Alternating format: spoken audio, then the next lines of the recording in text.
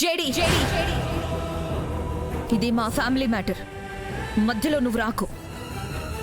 సూరి గారే పెట్టిన కేసుని వెనక్కి తీసుకుంటానంటుంటే మీరెందుకు ఆయన ఇన్ఫ్లుయెన్స్ చేస్తున్నారు? సూరి గారు, మీకు న్యాయం జరుగుతుంది. జరిపించే బాధ్యత నాది. నాకు కావాల్సిన న్యాయం ఇది కాదమ్మా. న్యాయము నాకు కాదు, నా చెల్లెలు కొడుక్కి న్యాయం జరగాలి. నేను బతికుండగానే వాడికి ఒక మార్గం దొరకాలి. అది కౌశికి చేస్తానని మాటి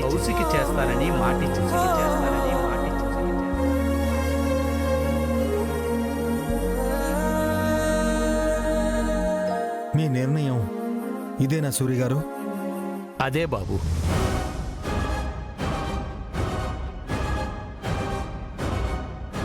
ఫార్మాలిటీస్ ఫినిష్ చేస్తే నా తమ్ముడిని తీసుకొని వెళ్తా.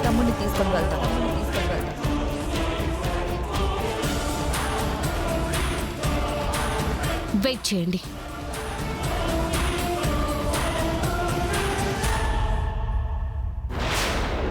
జై హింద్ సార్. కూర్చోండి, నేను మళ్ళీ కాల్ చేస్తాను. సూరి బాబాయ్ని ఎంత కన్విన్స్ చేయడానికి ట్రై చేసినా తనకి న్యాయం జరగడం కంటే కేదార్కి న్యాయం జరగడమే ఇంపార్టెంట్ అంటున్నాడు సార్.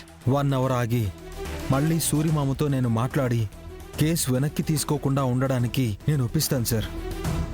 వద్దు కేదార్, సూరి కోరుకున్నట్టు కేసు వెనక్కి తీసుకొనివ్వు. నువ్వు కంపెనీకి సీఈఓ అవ్వు.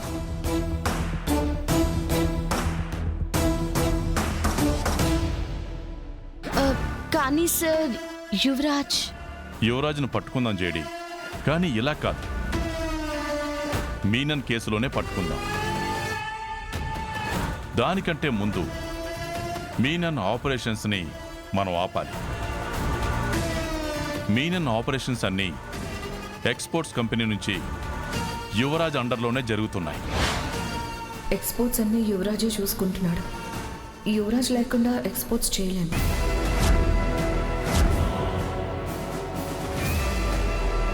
సో కేదార్ ఆ సీట్లో కూర్చుంటే ఫస్ట్ వాళ్ళకి ట్రాన్స్పోర్టేషన్ పోతుంది. పైగా మీనన్కి సంబంధించిన అన్ని బిజినెస్ల గురించి, వాటితో ఎవరెవరితో లింక్స్ ఉన్నాయో, ఇంపోర్ట్ అండ్ ఎక్స్పోర్ట్స్ అన్ని డీటెయిల్స్ మనం కనుక్కోవచ్చు. ట్రాన్స్పోర్టేషన్ మొత్తం టైట్ చేయగానే దందా చేయడానికి కొత్త మార్గం వెతుక్కుంటారు. అప్పుడు ఆటోమేటిక్గా తప్పు చేస్తారు, తప్పటడుగులు వేస్తారు. ఎగ్జాక్ట్లీ. కౌశికి వచ్చి సూరితో కాంప్రమైజ్ అయ్యి మనకి చాలా హెల్ప్ చేసింది. చిన్న చేపకి ఎరవేస్తే సోల చేప పడినట్టు. మన ప్లాన్ని ఏ పొరపాటు లేకుండా ఎగ్జిక్యూట్ చేస్తే పక్కా అందరినీ క్లోజ్ చేసేయచ్చు. ఓకే సార్, అయితే మన ప్లాన్ ప్రకారం కేదార్ ఇవాళే కంపెనీ సీఈఓగా అపాయింట్ అయ్యి రేపటి నుంచి ఇక కంపెనీ పని మీదే ఉంటాం. ఓకే సార్, నాదొక డౌట్. నేను గవర్నమెంట్ ఎంప్లాయీని కదా, కంపెనీ నా పేరు మీద ఉండడం వల్ల ప్రాబ్లం అవుతుంది కదా సార్? అది నేను చూసుకుంటాను కేదార్. పై అధికారులతో మాట్లాడి నేను మేనేజ్ చేస్తాను. Thank you sir. Okay sir. జై హింద్ సార్. జై హింద్. జై హింద్ సార్. జై హింద్.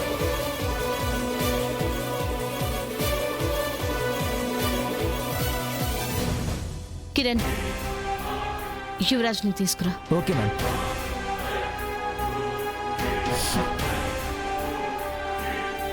ఏంటి జేడీ, వాయిస్ లో బేస్ మారింది, ఫేస్ లో ఎక్స్ప్రెషన్ మారింది. ఇదంతా ఏడుపే. అయినా ఓడిపోయి ఏడిస్తే ఏం బాగుంటుంది చెప్పు? కౌశికి గారు, నేను నా ప్రత్యర్థులకి చెప్తూ ఉంటాను, వాళ్ళ గెలుపుని నా ఓటమి అనుకోవద్దు అని. ఎందుకంటే నేను ఒక అడుగు వెనక్కి వేస్తున్నాను అంటే దాని అర్థం వెనక్కి పడిపోతానని కానీ వెనక్కి తగ్గానని కాదు. వేటకి సిద్ధమవుతున్నానని అర్థం. ప్రణాళిక మారుస్తున్నానని నా చేతిలో చిత్తుగా ఓడిపోయినా కూడా ఇంకా నీకు పొగరు తగ్గలేదు జేడీ. మీరు అనుకున్నారు కాబట్టి యువరాజ్ బయటికి రావడం లేదు. నేను ఒప్పుకున్నాను కాబట్టి బయటికి వస్తున్నాడు. అయినా ఇది నా ఓటమి కాదు, గెలుపని మీకు అర్థమైన రోజు ఇవాళ నేనెందుకు ఇలా అన్నాను మీకు అర్థమవుతుంది. ఇంతటితో అయిపోలేదు జడి. నా తమ్ముడి విషయంలో నువ్వు చేసిన తప్పుకి శిక్ష వేసి తీరుతాను. నేను అదే చెప్తున్నాను కౌశికి గారు, ఇంతటితో అయిపోలేదు. మీ తమ్ముడు చేసిన తప్పుకి శిక్ష పడేలా చేస్తాను. మీరు చూస్తూ ఉంటారు. చెప్పింది ఎవరు చేస్తారో, ఎవరు చూస్తూ ఉంటారో చూద్దాం జడి. చూస్తారు కౌశికి గారు.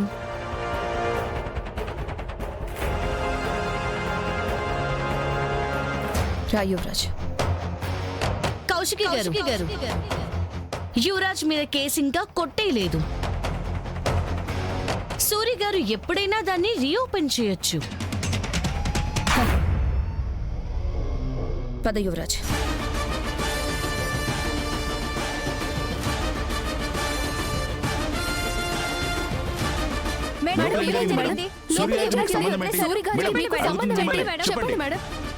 ఇంట్లో తన కోసం నిలబడి తన కోసం పోరాడే జగదాత్రి, బయట తనకి ఎదురుపడి నిలబడి తనతో తలపడే జేడి. వీళ్ళిద్దరూ ఒక్కరే అని వదినకి తెలిసిన రోజు వదిన్ని ఫేస్ చేయడం గురించి ఆలోచిస్తే చాలా భయంగా ఉంది. కేదార్ అర్థం చేసుకుని ఆరాధిస్తుందో, అపార్థం చేసుకుని ఆవేశపడుతుందో తెలియడం లేదు. అవును దాత్రి, ఆ రోజు ఎప్పటికీ రాకూడదని కోరుకోవడం, జాగ్రత్తగా ఉండడం తప్ప ఏం చేయలేం. సరే పద, ఇప్పుడు నిన్ను సీఈఓని చేయడానికి ఇంట్లో మినీ యుద్ధం జరుగుతూ ఉంటుంది, దాన్ని కూడా చూసేద్దాం.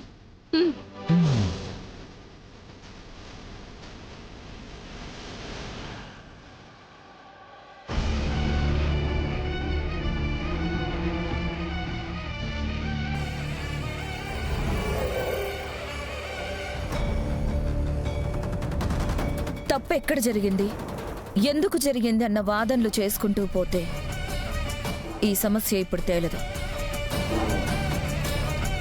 సూరిగారితో నేను మాట్లాడాను. యువరాజ్ మీద పెట్టిన కేసు వెనక్కి తీసుకోవాలన్నా, యువరాజ్ వల్ల ఆయనకైన గాయాన్ని ఆయన మర్చిపోవాలన్నా ఎక్స్పోర్ట్స్ కంపెనీకి కేదార్ని సీఈఓ చేసి ఆ కంపెనీని తన పేరు మీదకి మార్చాలని చెప్పారు.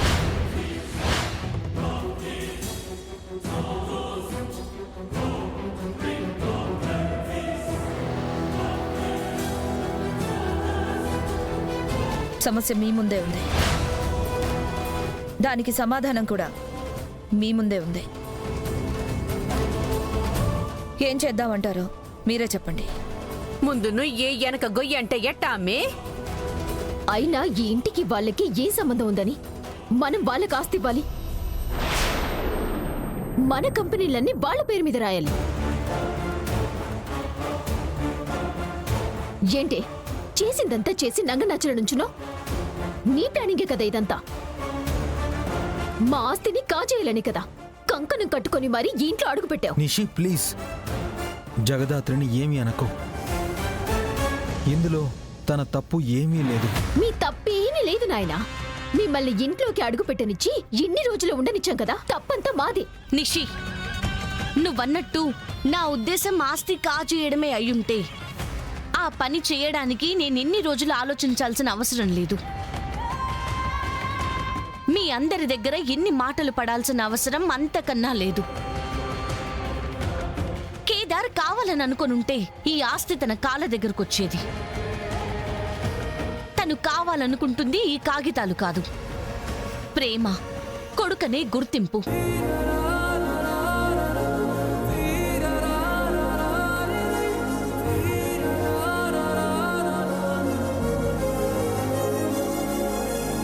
ఎవరు ఎవరికి కొడుకమ్మే? ఎన్ని తోడ్లు చెప్పాలి? ఆయనకి ఒక్కడే కొడుకు, ఈ ఇంటికి వారసుడు.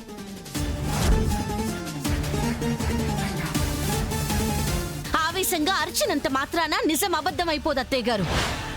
నిజమని నువ్వు చెప్పినంత మాత్రాన నిజమైపోదు జగదాత్రి.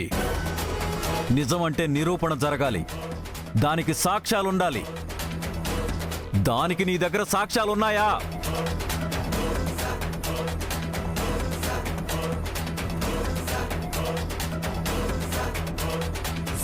లేవు కదా, మరెందుకు పదే పదే వారసుడు కొడుకని పాట పాడుతున్నావు? మీరు పదే పదే 10 సార్లు చెప్పినంత మాత్రాన అబద్ధం నిజమైపోదు జగదాత్రి. కేదార్ ఒక అనాథ, ఒక అనామకుడు. ఇది నిజం, ఇదే నిజం. నిషి నిషి నిషి ఇంకొకసారి ఈ మాట అన్నావంటే చెల్లివని కూడా చూడను. కేదార్ అనాథ కాదు, అది దగ్గరలోనే ఇంట్లో అందరికీ అర్థమవుతుంది.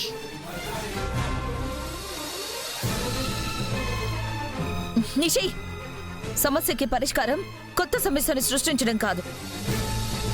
సూరి గారి చెప్పినట్లు చేయకుంటే పోలీసులు వచ్చి యువరాజ్ని మళ్ళీ అరెస్ట్ చేస్తారు. చెప్పండి బాబాయ్, ఏం చేద్దామంటారు?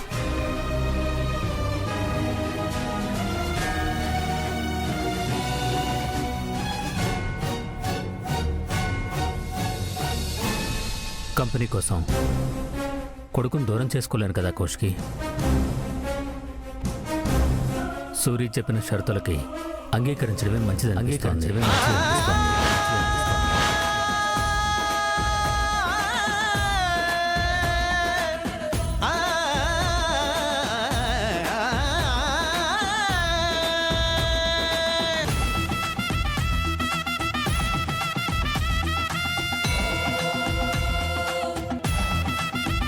నీ పెద్ద కొడుక్కి కంపెనీ ఇస్తున్నందుకు లోపల సంతోషపడుతుండావని నాకు తెలుసు. ఇలా నా కొడుకు దగ్గరున్న ఒక్కొక్కటి తీసి వాడికి ఇచ్చేస్తారని నాకు తెలుసు. ఇప్పుడు ఇప్పించినట్టే ఇప్పించి మళ్ళా వెనక్కి ఎలా తిరిగి లాక్కోవాలో నాకు బాగా తెలుసు. ఒక ముసలో అడ్డు పెట్టుకొని నా కంపెనీ కొట్టేసి గెలిచేసామనుకుంటున్నారేమో. అది నువ్వు మోయలేని బరువు కేదార్. నీ అంతటి నువ్వే తీసుకొచ్చి నా చేతుల్లో పెట్టి నీ చేత కాదు అని ఒప్పుకునే రోజు నాకు కనబడుతుంది. యువరాజ్తో పెట్టుకున్న వాడెవ్వడూ గెలవలేదు. ఒకవేళ గెలిచినా వాళ్ళు ఈ భూలోకంలోనే ఉండలేరు. యువరాజ్ యువరాజ్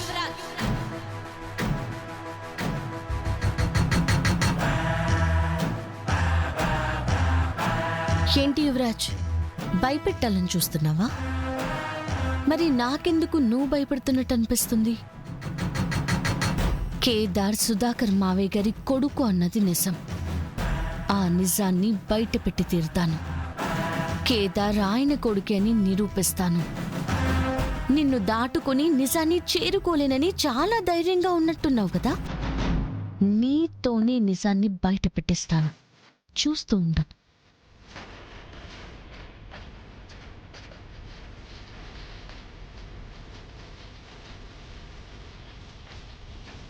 ఏంటి సిస్టర్, బామ్మర్దితో ఏదో పర్సనల్గా మాట్లాడినట్టున్నావు? ఏం లేదన్నయ్య, బాధపడద్దు అని చెప్పాను అంతే. ఎంతైనా నాకు మర్ది కదా.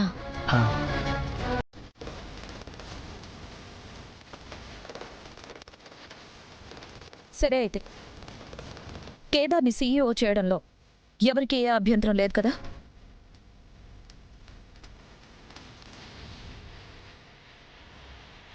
అక్క అడుగుతుంది కదా, ఏదో ఒకటి చెప్పండి. ఇష్టమని కాకుండా వేరే ఒక ఆప్షన్ ఉందా? లేదు కదా. ఏ రాయితో పళ్ళు విరక్కొట్టుకుంటారు అంటే ఏం చెప్తా మమ్మీ? ఏదొక రాయి అని అంటాం కదా. కేదార్, సైన్ చేయి.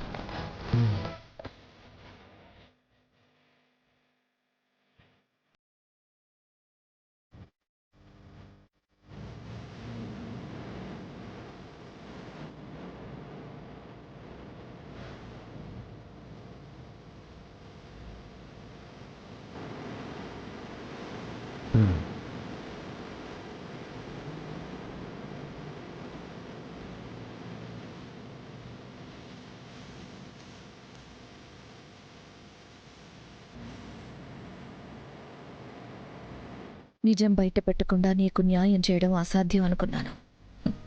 కానీ ఈ విధంగా అయినా నీకు న్యాయం జరుగుతున్నందుకు చాలా ఆనందంగా ఉంది కేదార్.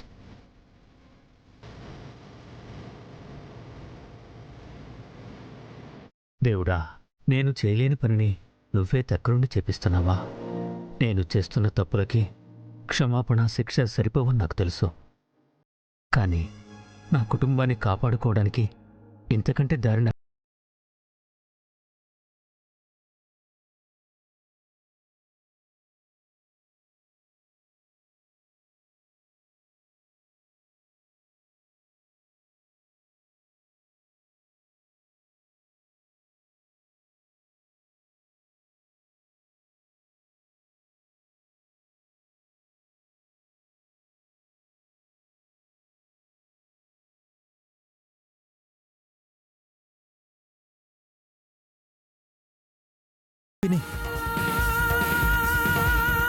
మీరు నా మీద కోపంగా ఉన్నారని తెలుసు, కానీ నాకు మీ ఆశీర్వాదం కావాలి.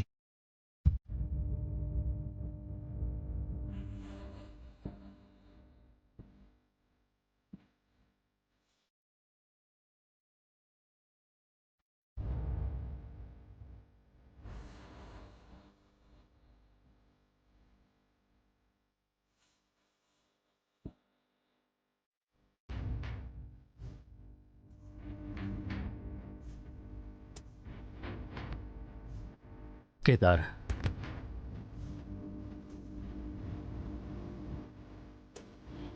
నువ్వు తీసుకుంది చాలా పెద్ద బాధ్యత.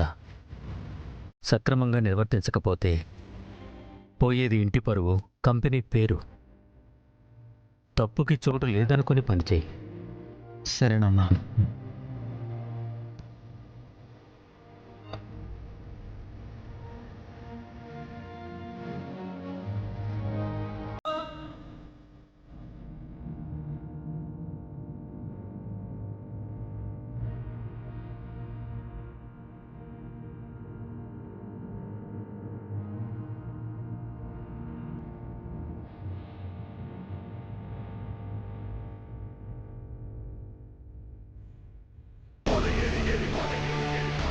యువరాజ్ మీద పెట్టిన కేసుని వెనక్కి తీసుకోవాలన్నా, యువరాజ్ వల్ల ఆయనకైన గాయాన్ని ఆయన మర్చిపోవాలన్నా, ఎక్స్పోర్ట్స్ కంపెనీకి కేదార్ని సీఈఓగా చేసి ఆ కంపెనీని తన పేరు మీదకి మార్చాలి.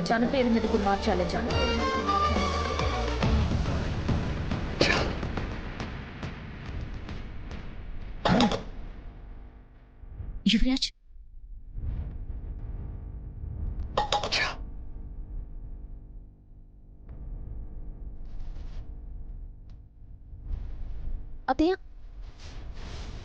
అత్తయ్య, ఆయన ఇందాక జరిగిన దాని గురించి ఆలోచిస్తూ ఆవేశంగా అటు ఇటు తిరుగుతున్నారు. నాకెందుకు భయంగా ఉంది. మీరు ఒకసారి రండి. ఈ అర్థం లేని ఆవేశంతో ఎప్పుడు ఏం చేస్తాడోనని భయపడి సస్తా ఉండా. పదమ్మి, రండి.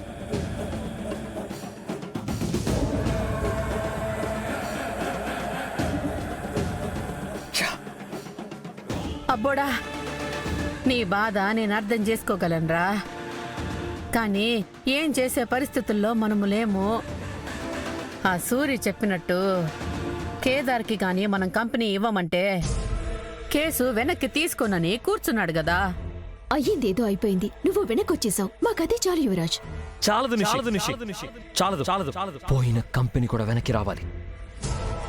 నేను చూసుకుంటున్న బిజినెస్ని నీ ముగ్గుడు ఆ అనామొగుడికి ఇచ్చాడు. నలుగురికి తెలిస్తే నన్ను చూసి నవ్వుతారు. సరే, నవ్వనిలే అబ్బోడా. నువ్వు దానికి ఆవేశపడి ఏమి చెయ్యకు. జరిగింది చాలు. ఇక మీద ఆవేశంతో కాకుండా ఆలోచనతో అడుగులు వెయ్యి. అయిన విధవ కంపెనీ మనకున్న బిజినెస్లతో పోలిస్తే అదెంత? కంపెనీ నడపడం అంటే ఆ మూగ పిల్లలకి పాఠాలు చెప్పినంత ఈజీ కాదని అర్థమయ్యి వాళ్లే వదిలేసి వెళ్ళిపోతారు. వాడు వదిలేసి వెళ్ళిపోయే ముష్టి నాకు అవసరం లేదు నిషి. ఆ కంపెనీ నా హక్కు. గొడవ పడైనా నాది నేను తిరిగి లాక్కుంటాను. ఇప్పుడు వజ్రపాటింటి వారసుల్లా మాట్లాడావు యువరాజ్.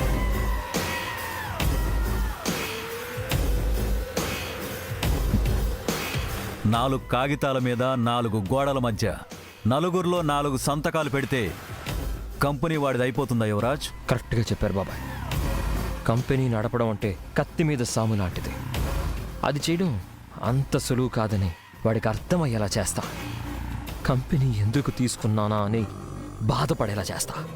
కానీ ఎలా చేస్తారు? ఏం చేస్తారు? ఎక్స్పోర్ట్ బిజినెస్ అంటే అన్ని బిజినెస్లా ఒక్కసారి తప్పు జరిగితే మళ్ళీ సరిదిద్దుకుందాం అనుకునేంత ఈజీ కాదు నిషి. కంపెనీ ఎందుకు తీసుకున్నానా అని బాధపడేలా చేస్తా. కానీ ఎలా చేస్తారు, ఏం చేస్తారు? ఎక్స్పోర్ట్ బిజినెస్ అంటే అన్ని బిజినెస్లా ఒక్కసారి తప్పు జరిగితే మళ్ళీ సరిదిద్దుకుందాం అనుకునేంత ఈజీ కాదు నిషి. ఒక చిన్న పొరపాటు చేసినా అది కంపెనీ రెప్యుటేషన్ మీద ప్రభావం పడుతుంది. ఒక చిన్న తప్పు జరిగితే జీవితాంతం జైల్లో ఉండాల్సి వస్తుంది. అవును బాబాయ్, ఏ కేసు జైలు అడ్డు పెట్టుకుని కంపెనీని చేజెక్కించుకున్నాడో వాడిని అక్కడికి పంపిద్దాం బాబాయ్. అసలే ఆ జగదాత్రి అతి తెలివింది కదా, మరి మనం ప్లాన్ చేస్తుంటే చూస్తూ కూర్చుంటుందా? ఆ కంపెనీ అనేది నా సామ్రాజ్యం నిషి. అక్కడ సైన్యం నాదే, జనాలు నా వాళ్ళే. వీడెళ్ళి రాజ్యాన్ని వెళ్తానంటే చూస్తూ ఊరుకోరు.